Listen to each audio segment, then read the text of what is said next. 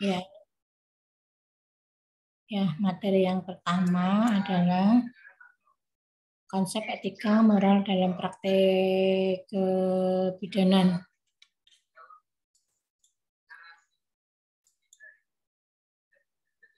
Ya, sebelum saya sampaikan, apa ada yang tahu tentang etika, kemudian etika dan moral dalam praktek kebidanan, kemudian esensial dalam praktek nilai. Nanti kita akan bicara tentang pengertian etika, kemudian fungsi etika dan moral dalam praktek kebidanan, dan nilai esensial dalam profesi. Ya, nah sebelum saya mulai,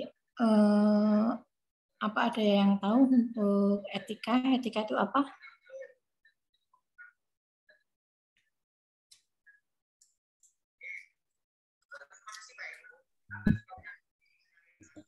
Menjawab. Ya, silahkan. Siapa? Kalau menjawab tolong disampaikan itunya ya, apa namanya, NIM-nya ya. Ini kan merupakan suatu penilaian. Ya, NIM-nya ini kan disampaikan ya. Etika itu menurut Anda etika itu apa? Menurut Anda?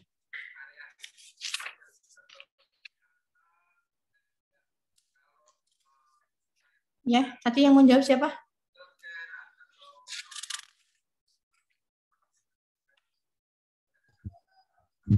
Izin menjawab, Ibu. Perkenalkan, nama saya Elhen Putri Saika. Ya. NIM saya P3742412121202. Nomor absen 2. Ya, oke. Etika itu apa? Menurut saya, etika itu merupakan nilai moral yang dapat dijadikan suatu pedoman dalam kehidupan sehari-hari. Ya, nilai atau moral yang dapat menjadikan pedoman sehari-hari. Beda nggak dengan etiket? Kalau etiket apa? Pernah dengar nggak etiket?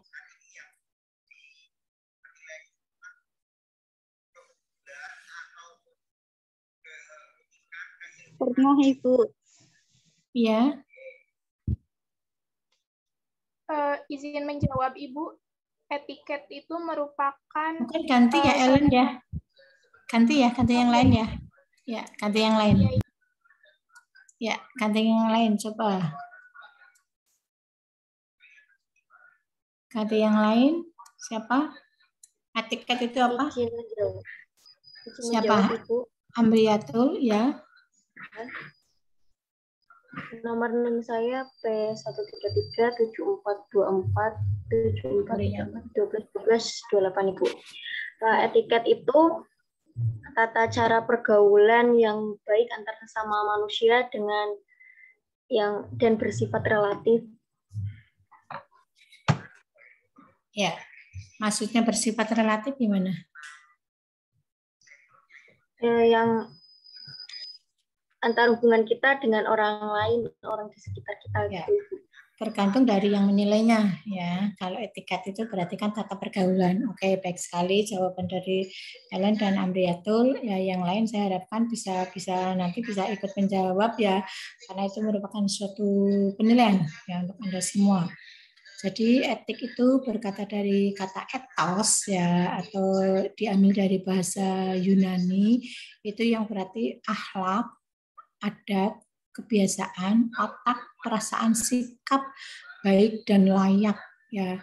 Jadi etika itu merupakan suatu aturan ya, aturan-aturan atau nilai-nilai yang dipahami, yang harus dilaksanakan bukan hanya dipahami saja, tapi harus dilaksanakan di masyarakat tertentu ya. Etika menurut Martin ya tahun 93 ya dalam Kriwibowo adalah disiplin which can act as the performance index or referensi for all control. Jadi merupakan suatu kedisiplinan atau disiplin yang harus dijadikan indeks ya, indeks atau kontrol atau acuan ya bagi merupakan merupakan acuan ya bagi pendidikan dan budaya kita ya. Jadi merupakan referensi, merupakan acuan. Kemudian dari bahasa Indonesia menurut Dikbud tahun 88 bahwa etika adalah ilmu tentang baik buruknya perbuatan. Baik buruknya perbuatan ya, tapi dinilai dari bukan dinilai dari suatu semacam aturan yang baku yang tertulis itu tidak ya. Jadi karena perbuatan itu kan ya tadi termasuk etika, etiket itu relatif, tapi kalau tidak dilakukan itu melanggar etika. Atau kumpulan asas dan nilai mengenai benar dan salah di masyarakat. Siapa yang menilai? Yang menilai itu melanggar etika atau melanggar etiket, yang menilai itu masyarakat. Ya. Kemudian ini tadi disampaikan oleh yang pertama Ellen ya, bahwa etika ilmu tentang baik buruknya, tentang manusia, itu etika. Kemudian etiket, jadi beda ya etiket dengan etika, tapi biasanya kita setiap hari kan untuk kalimat seperti itu tidak melanggar etika ya, etika jadi disamaratakan etika sama etiket ya, padahal berbeda. Etiket adalah ajaran sopan santun dalam pergaulan manusia. Jadi di dalam suatu interaksi manusia antara manusia, apakah itu melanggar apa tidak, beda dengan etika. Etika itu walaupun tidak ada orang ya, tidak ada orang yang melihat ya, tidak ada orang yang melihat itu kalau melanggar suatu norma ya, itu dianggapnya melanggar etika. Jadi tidak terbatas pada pergaulan saja, dan itu tidak terbatas dengan individu, yang dilakukan individu atau dilakukan oleh suatu kelompok. Kemudian bagaimana dengan moral? Moral adalah nilai yang menjadi pegangan seseorang dalam mengatur tingkah laku. Ya, jadi moralnya bagaimana? Moral, jadi nilai-nilainya itu yang dapat mengatur etiket dan etika. Ya, nilainya. Dia tidak bermoral, makanya melanggar etika atau etiket. Kemudian hukumnya apa? Kalau hukum itu peraturan yang mengatur tata cara kehidupan masyarakat yang diakui otoritas tertinggi dan adanya saksi. Jadi hukum itu ada tercatat ya. Memang hukum kalau tidak diterapkan itu bisa diberikan sanksi ya. Ada misalnya hukum di profesi bidan. Ada kan di kebidanan juga ada aturan-aturannya ya.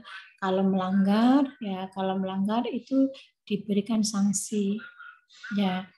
Bagaimana dengan etika dan etiket ya, itu biasanya sanksi-sanksi yang tidak tertulis, sanksi dari masyarakat itu sendiri ya yang menilai. Kalau hukum itu jelas. Ya. Jadi pengertian darinya ya, dari etika itu yang merupakan bisa tercover dari evaluasi etik pada moralitas atau pengobatan pada suatu manusia, dan etika moral serta etika profesi bidan. Aturan-aturan ya yang harus diterapkan dan dipatuhi oleh seorang bidan itu ada di profesi bidan. Nah, ini perbedaannya apa tadi? Perbedaan etiket dan etika. Etiket menyangkut cara sesuatu yang harus dilakukan. Kemudian hanya berlaku dalam pergaulan bila tidak ada orang lain tidak berlaku. Misalnya apa? Misalnya kita sendawa, oh itu kan habis makan. Kalau nggak ada orang nggak masalah, tapi kalau ada orang kan melanggar etiket ya. Atau misalnya kita duduk di sambil makan kakinya di atas kursi ya, misalnya sambil tengkreng, caranya itu tengkreng, kakinya naik ke atas sambil makan ya. Itu kalau ada orang nggak masalah, tapi kalau tidak ada orang, kalau tidak ada orang nggak ada masalah. Tapi kalau ada orang, yaitu melanggar etikat, nggak sopan ya, dianggap kan itu ketidaksopanan di dalam pergaulan. Atau misalnya kentut ya, kita kentut. Kalau banyak orang itu kan jadi nggak sopan. Tapi kalau sendiri ya, kalau kita kentut sendiri keluar misalnya, itu nggak apa-apa. Dan juga kadang bersifat relatif, tergantung yang menilai. Kalau misalnya di kelompok suatu tertentu ya biasa kita mohon maaf kalau misalnya di orang-orang misalnya kita di warung, ada warung yang biasa misalnya bisa untuk nongkrong orang-orang ya, nongkrong orang pekerja kasar misalnya ya. Kemudian pada saat makan kita kakinya di atas, semuanya seperti itu misalnya ya, menganggap satu hal yang biasa ya. Tapi berbeda misalnya dalam satu kelompok tertentu biasa duduk makan sambil kakinya di bawah, kemudian makan dengan tenang ya, itu melihat ada orang seperti itu, tidak sopan itu ya, melanggar etiket. Kemudian memandang manusia dari segi lahiriahnya saja. Tadi misalnya bersendawa, kemudian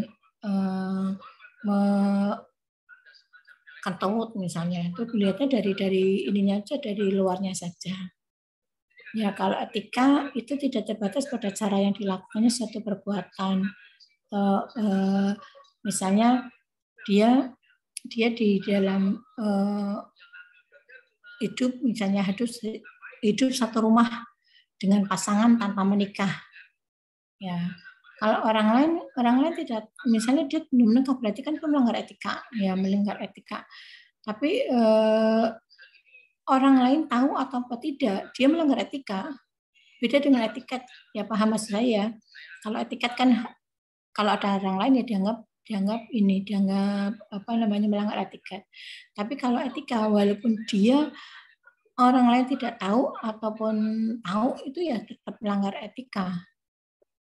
Dan berlaku kapanpun selama dia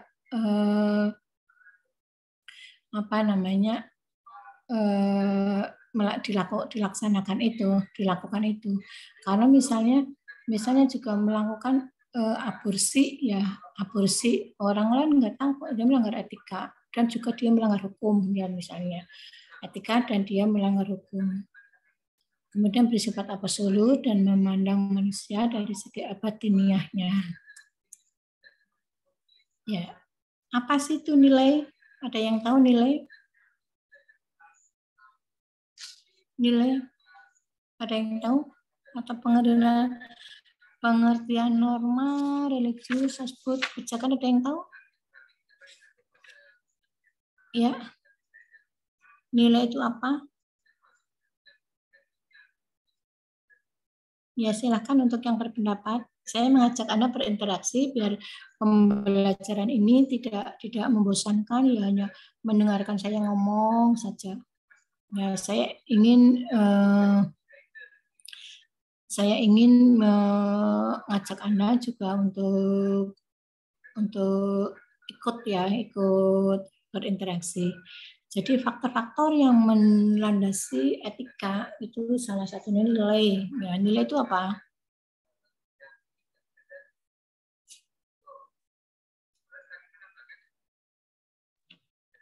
Izin menjawab, Ibu. Ya, silahkan. Ini siapa? Mari ya. Ya. Nilai itu segala sesuatu yang dianggap baik dan buruk. Ya. Nilai itu suatu hal yang dianggap baik dan buruk bagi orang lain ya. Kemudian kalau norma. Izin menjawab, Ibu. Siapa nih? Sofi. Ya, oke.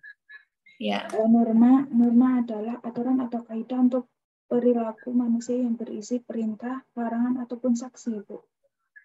Ya, perintah atau larangan pada saksi. Ya, oke. Sofi, sekarang religi. Siapa?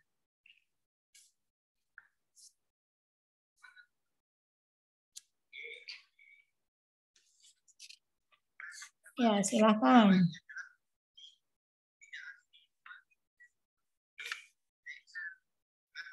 Izin menjawab, Ibu. Siapa? Adelia. Oke.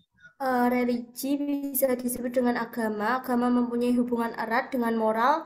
Agama merupakan motivasi terkuat perilaku moral atau etika. Agama merupakan salah satu sumber nilai dan norma etis yang paling penting. Setiap agama mengandung ajaran moral yang memberi pegangan bagi perilaku para anggotanya. Ya, jadi setiap etika itu nilai dari kemudian norma, aturan, dan ada lagi dari aturan dari satu agama-agama tertentu ya. Kalau saya sebut apa?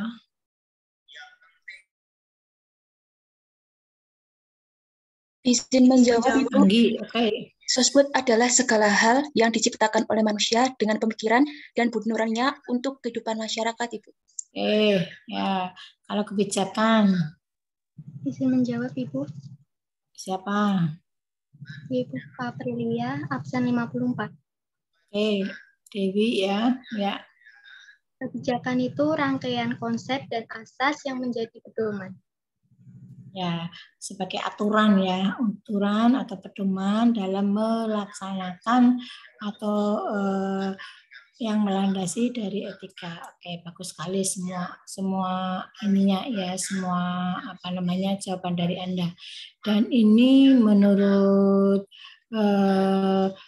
Triwibowo itu prinsip dalam etika itu ada beberapa ya, ada non-malevolence, benevolence, confidency, fidelity, justice. Ya, mungkin ada yang tahu ini. Saya minta partisipasi Anda. Jangan lupa nama sama nomor NIM-nya.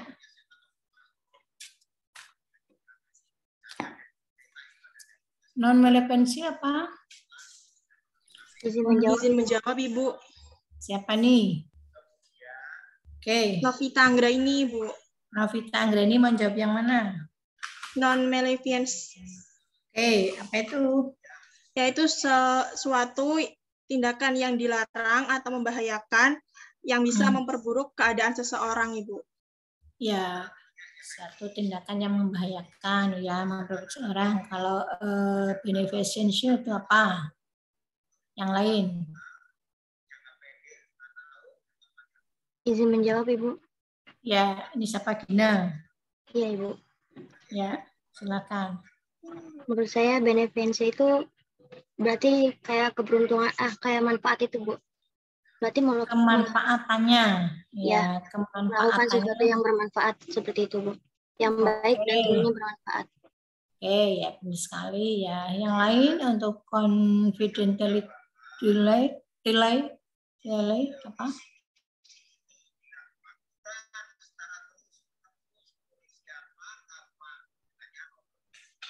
Ya.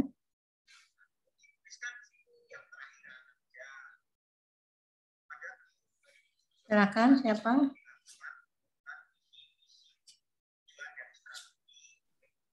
Izin menjawab, Ibu. Siapa? Lisa Noriantika, NIM P1, absen 56. Oke, silakan. Adalah aspek yang menjamin kerahasiaan data atau informasi, memastikan bahwa informasi hanya dapat diakses oleh orang yang berwenang dan menjamin kerahasiaan data yang dikirim, diterima, dan disimpan. Terima kasih, Bu. Merahasiakan apa yang kita terima, data-data ya sesuai juga tugas seorang bidan. Kita walaupun mungkin data itu jadi data itu misalnya apa? Misalnya seperti ini, kita mengetahui bahwa pasien yang kita tangani itu tidak mempunyai suami, misalnya ya, melahirkan tanpa suami, ya tidak boleh kita sampaikan ke orang lain tanpa dimintai apa namanya, untuk misalnya untuk kasus-kasus pidana. Jadi kalau itu misalnya itu loh, tadi saya itu harus habis menolong kelahiran nggak punya suami, misalnya disampaikan ke temannya, yaitu namanya melanggar etika. Ya. Oke, fidelity. Izin menjawab, Ibu. Menjawab, Ibu. Siapa dulu? Siapa dulu? Saya, Bu. Siapa dulu? Yang pertama siapa? Saya, Bu. Satu-satu. Saidah yang fidelity, kemudian justice itu siapa? Mariana. Oke. Silakan.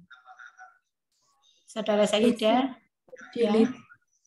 Prinsip fidelity itu untuk menghargai janji dan komitmennya terhadap orang lain. Komitmennya dan menepati janji serta menyimpan rahasia klien. Ketaatan, kesetiaan adalah kewajiban seorang untuk mempertahankan komitmen yang dibuatnya. Ya, komitmen yang dibuatnya. Oke, justice. Itu siapa? Tadi. Izin menjawab, Ibu. Oh iya, silakan Mariana. Saya Mariana Agusti, absen 41.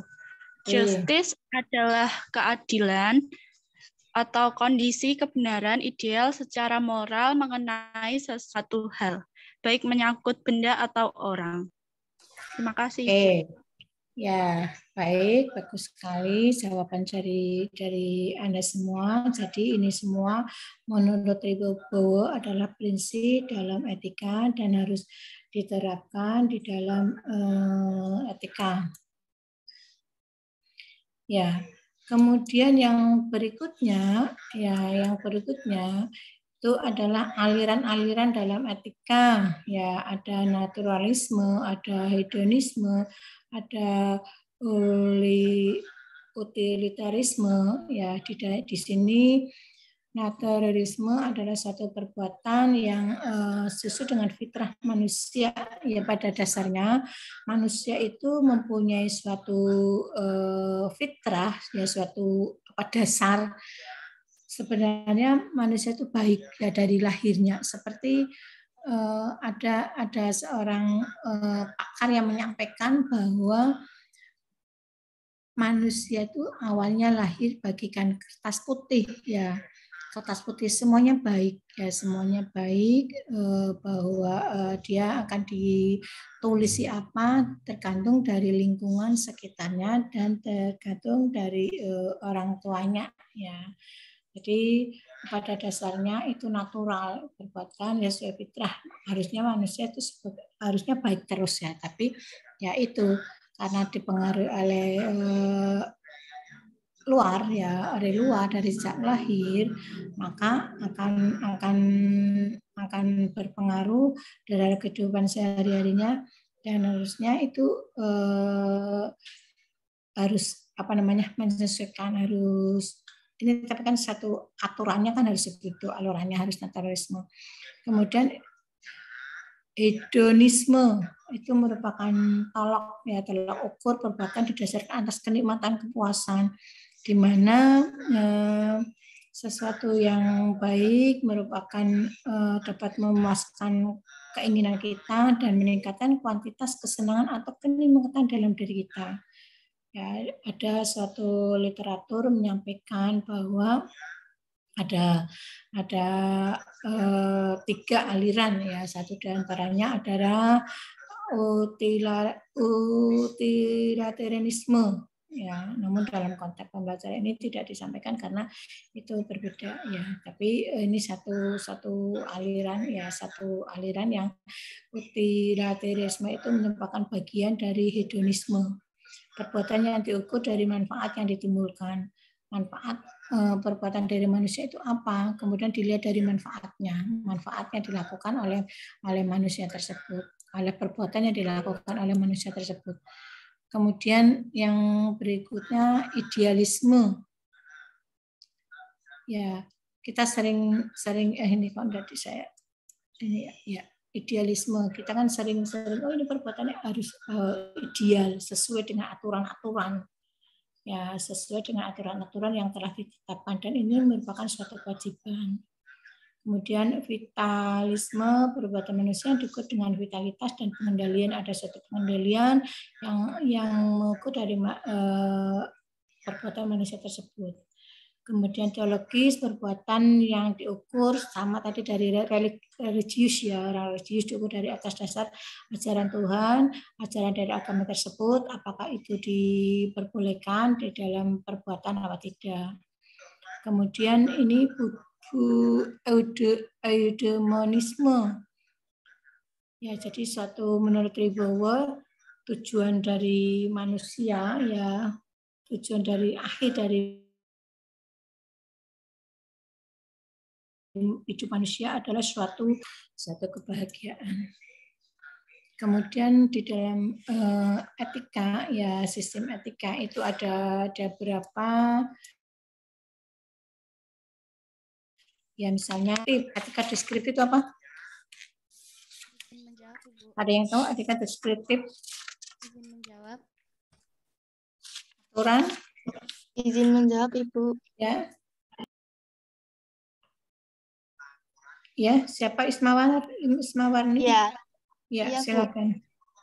Etika deskriptif itu memberikan suatu gambaran atau ilustrasi tentang tingkah laku manusia yang ditunjukkan dari nilai baik dan buruk serta hal-hal mana yang boleh dilakukan sesuai dengan norma etis. Ya, memberikan gambaran ya tentang tingkah laku manusia yang dinilai dari nilai baik dan tidaknya. Ya, baik dan tidaknya, baik dan buruknya. Serta sesuatu yang boleh dilakukan sesuai dengan norma-norma yang dianut di dalam di suatu wilayah tersebut. Ya, misalnya apa? Misalnya orang tersebut dilihat dari misalnya pulang selalu malam, itu kan berarti nilainya dari nilai deskriptifnya kurang baik ya. Tapi kalau beda dengan misalnya seorang yang dilihat setiap hari kalau ada apa namanya azan berkumandang langsung langsung ke musola, langsung apa namanya aktif ya dalam suatu organisasi, dalam suatu keagamaan, itu dinilai itu baik ya, langsung disimpulkan itu bahwa orang tersebut memang etikanya baik ya. Kemudian etika normatif yang gimana? Ada yang berpendapat? Izin menjawab, Ibu. Ya. Menjawab, Ibu. Siapa, Nisal Sabila? Ya. Siapa? Saya Salsabila Laras, absen 34, dan menjawab. Ya, etika normatif itu jenis etika yang berusaha menetapkan berbagai tingkah laku dan pola perilaku baik yang seharusnya dimiliki oleh manusia dalam kehidupan sebagai sesuatu yang mempunyai nilai moral untuk dianggap dalam suatu kelompok masyarakat. Ya. Etika normatif ada dua, untuk yang ada umum dan khusus ya. Untuk yang umum yang apa? Izin menjawab, Ibu. Ya. Siapa nih? Adilia. Etika umum itu yang membahas berbagai hal yang berhubungan dengan kondisi manusia untuk bertindak etis dalam mengambil kebijakan berdasarkan teori-teori dan prinsip-prinsip moral. Oke, ya kalau khusus. Izin menjawab, Ibu. Jawab, Ibu. Menjawab, Ibu. Izin menjawab, Ibu. Siapa dulu? Yuniar. Oke. Iya, absen 19. Etika khusus merupakan penerapan prinsip-prinsip moral dasar dalam bidang kehidupan. Ya, contohnya apa? Etika khusus.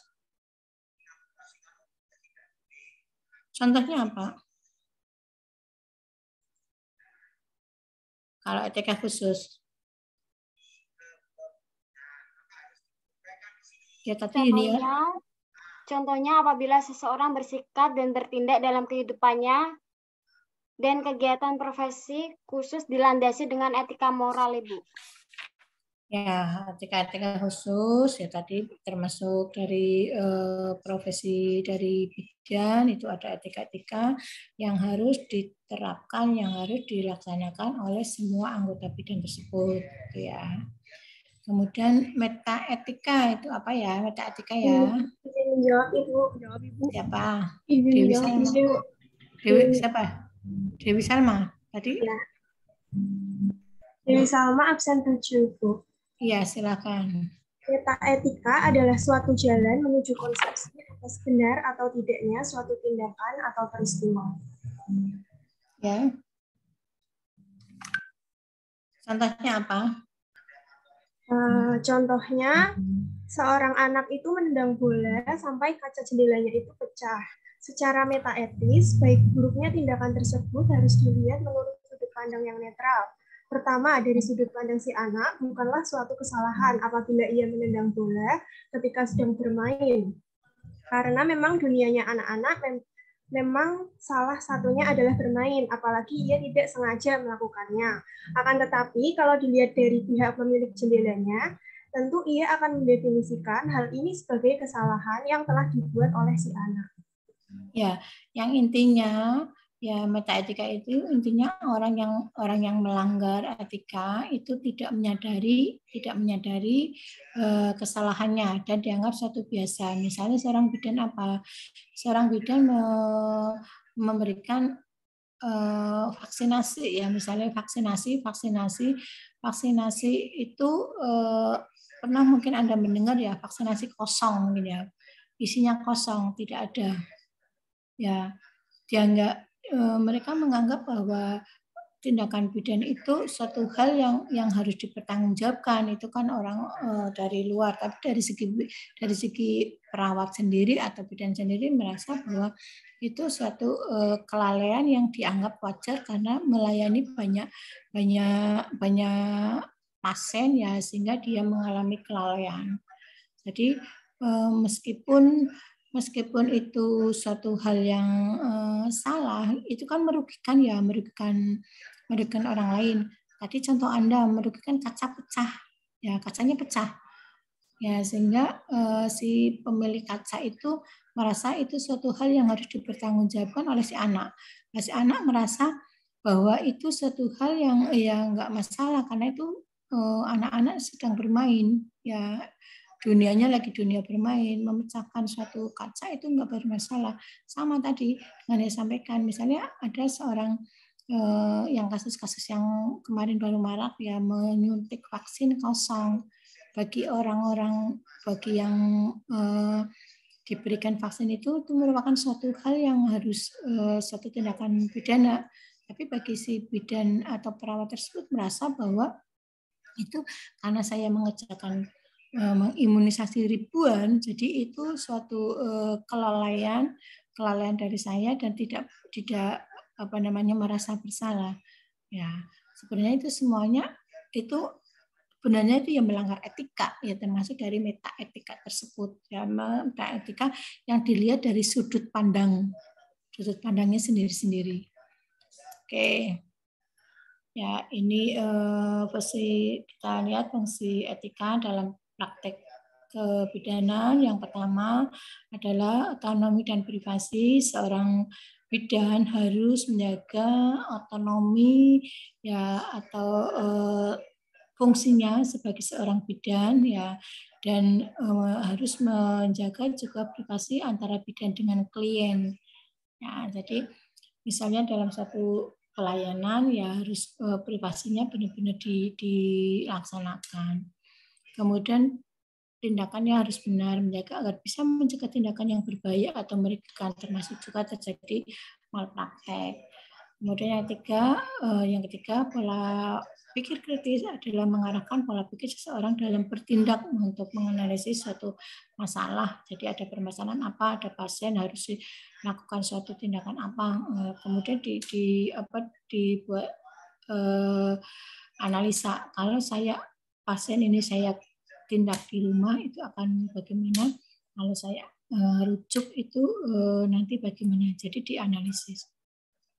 Kemudian memberikan informasi benar untuk mendapatkan informasi benar antara bidan dan klien. Untuk mendapatkan informasi benar berarti seorang bidan harus menjaga hubungan baik ya antara bidan dengan klien tersebut. Ya. Kemudian apa sih nilai-nilai esensial dalam profesi?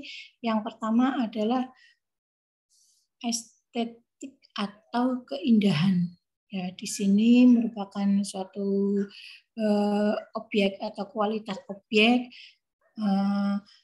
suatu peristiwa atau suatu kejadian sehingga memberikan rasa seorang puas, ya, termasuk penghargaan, kreativitas, imajinasi, sensitivitas, dan kepedulian. Jadi bidan memberikan pelayanan itu agar dari klien itu merasa puas, ya, merasa ada dilihat. Kemudian yang kedua, altruisme atau mengutamakan orang lain. Ya, seorang bidan ya dalam melaksanakan tugasnya harus selalu bersedia, termasuk dalam melakukan keperawatan, melakukan asuhan kebidanan, dilihat dari komitmen, terus bidan tersebut itu ada tadi murah senyum, kemudian dalam memberikan tidak pelit dalam memberikan ilmunya, pengetahuannya, itu yang altruisme. Kemudian yang equality, ya, seorang profesi bidan itu harus mempunyai kesetaraan, jadi memiliki hak dan status yang sama, termasuk penerimaan dengan sikap kejujuran dan harga diri dan toleransi, tidak membedakan antara satu dan klien yang lain. Jadi harus disetarakan sama-sama sesuai dengan kebutuhannya. Kemudian freedom itu adalah suatu kebebasan, ya, di mana di sini memiliki suatu kepercayaan diri, harapan, disiplin, serta kebebasan dalam mengarahkan diri sendiri. Jadi mau bagaimana, dalam memberikan asuhan kebidanan tersebut. Dan dalam profesi juga menjunjung tinggi nilai human dignity, ya, atau memandang suatu manusia adalah manusia seutuhnya. Ya, memberikan suatu penghargaan terhadap manusia. Jadi tidak membedakan antara individu yang satu dan individu yang lain dari kekayaannya, dari kebaikannya, dari kecantikannya, dan dari yang lain. Jadi memandang itu bahwa itu manusia. Ya.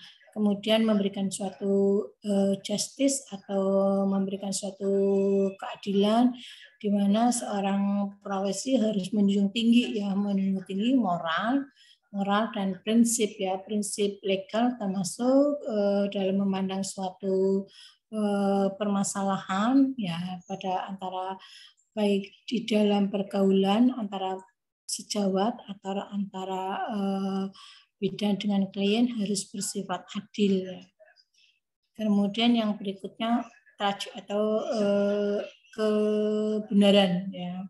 Kebenaran itu harus seorang profesi harus menerima suatu kenyataan, termasuk dari lihat kejujurannya, akuntabilitasnya, juga dari beberapa yang dilakukan adalah yang dilaksanakan, ya, di dalam organisasi profesi tersebut. Itu menurut Heriani, ya. Coba Anda bisa menyaksikan, ini ada video, ya, dalam pemberian imunisasi.